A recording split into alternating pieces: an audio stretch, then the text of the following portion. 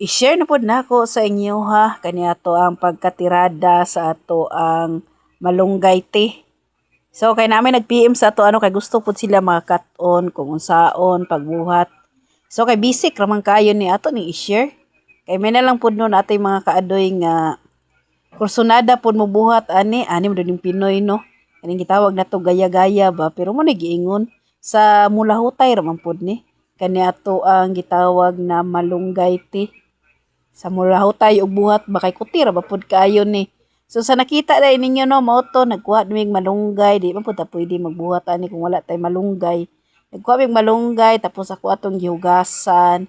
Pagka maghugas ani akong gihalay, ako po gipanghigtan.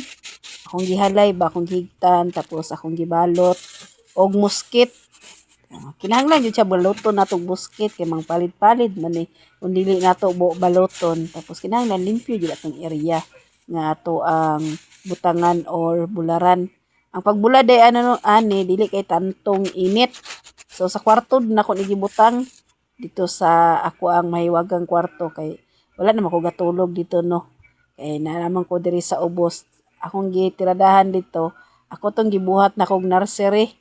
Nursery sa kaning gitawag natog malunggay te. Kay isa pa pod safety kaayo to dito. Kinahanglan pod ang muskit na to gamiton. Kanang limpyo pod. Kay dito ra ba na mga tagak no kaning muskit na to ang gimuskit sa ilaha. So ako lang kwarto karon mga kadi kong higala na puno atong malunggay. Dito na ako gipambulad. Dito po sila magtagak-tagak na para safety po kaayo ba. Nga wala po yung mga mananap o uban pa. So pagkauman anak mga kadikong higala, ako na nang gigaling. Gigaling na nako, gibuhat na nako powder. Kaning pagbuhat ani mga kadikong higala. Pertira yung sayo na. Mangutana dahil mo mga kadikong higala kung pila kaadlaw nako to gibulad. 10 days ni ako ang gibulad mga kadikong higala. So, dili po siya pwede nato galingon kung dili siya gitawag nato crunchy. Dapat uga jud siya bago nato siya galingon or ipagaling.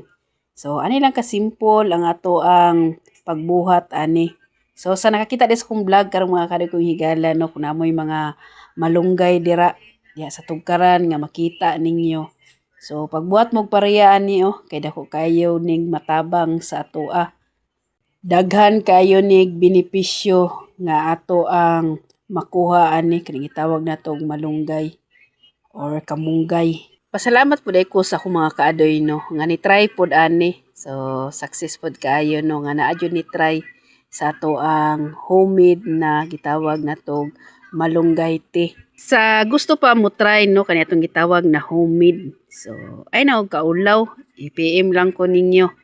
Kay anda man ta mo serbisyo sa inyo ha. So ang iyong kaadoy no daghan kaayo kog stock dire. Kay daghan man pud tag kamunggay or malunggay na ko.